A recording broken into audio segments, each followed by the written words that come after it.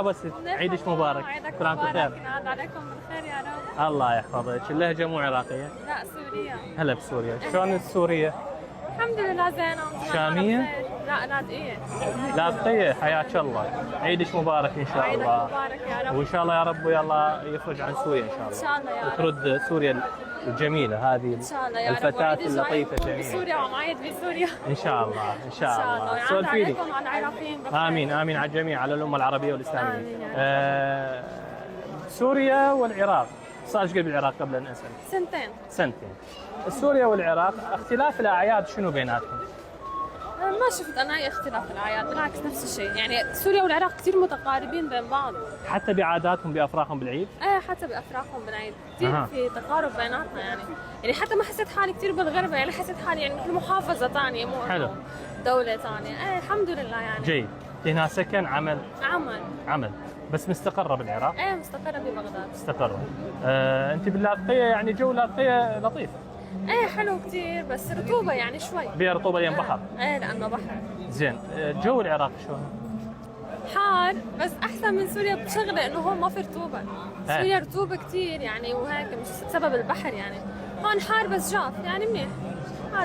عادي عايشه مع الموضوع. ايه متعايشه. اول ما اجيت كان السوريات يتحملن يعني هذه متاعب الحياه، لو هيك احنا نسميه الناسكات يجوز الاستاذ يعرف. الاثنين ناسكات كشكل، ناسكات كشكل اوكي. خويات بس مجاهدات حتى بعملهم شيء. يعني تخيل انت البنات اول شيء كل عام وانت بخير. كل عام وانت بخير. الله يحفظك. سعيد على العراقيين ان شاء الله. شو صار من الست؟ انه صديقتي انه بالعمل وشيء. صديقه. ايه. عمل ايضا بيناتكم؟ اي بس مختلفين من ناحيه العمل، انه هي تشتغل على الخطوط الجويه العراقيه وانت؟ وانا اشتغل كابتن بحري، يعني بحر. هاي تلتقون، اذا تلتقون بالبحر وبالجو ممكن واحد يسلم. السفر بيجمعنا. بس انه سفر اهم شيء، انه السفر رحاله. هي اهم شيء السفر بالبحر بالبرميل، اي شيء مهم سفر. اي رحاله ما عندنا مشكله. بالضبط. فعلى سؤالك انه بشكل عام انه كل البنات العراقيات او البنات السوريات كل بنت عندها اصرارها الخاص. جميل. بس انه تخيل انت مثلا بنات السوريات انه تتغرب في سبيل انه تشتغل وتعمل، وفي سبيل انه تعيش نفسها واهلها يعني بكرامه. زين. خليني شيء حلو انه هذا. اسالك سؤال كابتن. بما انه انت يعني صديقتك سوريه، شنو سر توجه الشباب العراقيين على الزواج من السوريات؟ ليش؟ هو زاد بالمحاكم. هو ذات القياسات انه هو غلط او صح. يعني هيك. لا انا اريد السبب، مو صح وغلط، لا بالتالي هي يعني هو اي زواج ضمن العادات هو زواج. لا هي مو نصيب بس صارت فيها. بس السوريات وايد اخذتوا من العراقيين ترى.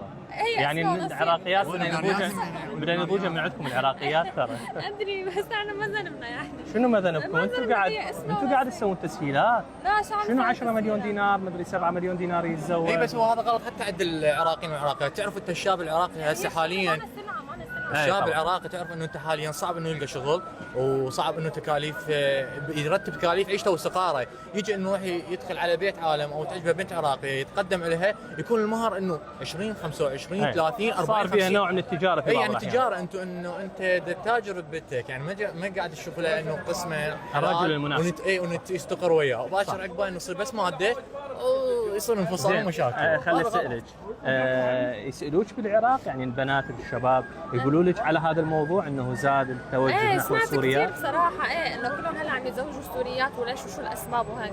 هلا هن مفكرين انه البنت السوريه عم ترضى بشو ما كان وعم ترضى بالقليل لهيك عم يروحوا يتزوجوا، بس هذا الحكي ما صح. يعني البنت السوريه عم تدور على الستره، عم تدور انه هي بس تتزوج وتنستر وتتستر، ما عم تدور لا على مصاري ولا على شيء. هن مفكرين مجرد سلعه، يعني انه يلا انا رحت خلص لانه 10 مليون فرضا عراقي انا رحت وتزوجت.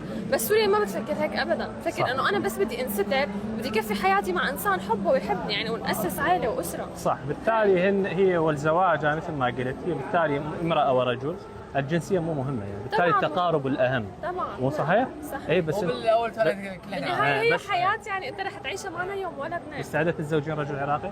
لا اذا كان في بيني وبينه مثلا حب وتفاهم واحترام اكيد انا ما عندي مشكله. كل الناس خير وبركه. السوريات يدور الحب مو مثل العراقيين، ياخذها مقبعه هناك يعرفها قناعة الله يحفظكم ان شاء الله.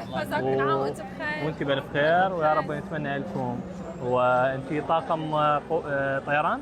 طاقم طيران. تحياتنا لكل الكباتن نساء ورجال، ويا رب إن شاء الله ندعو لكم بالسلامة وأنتم تطيرون في السماء.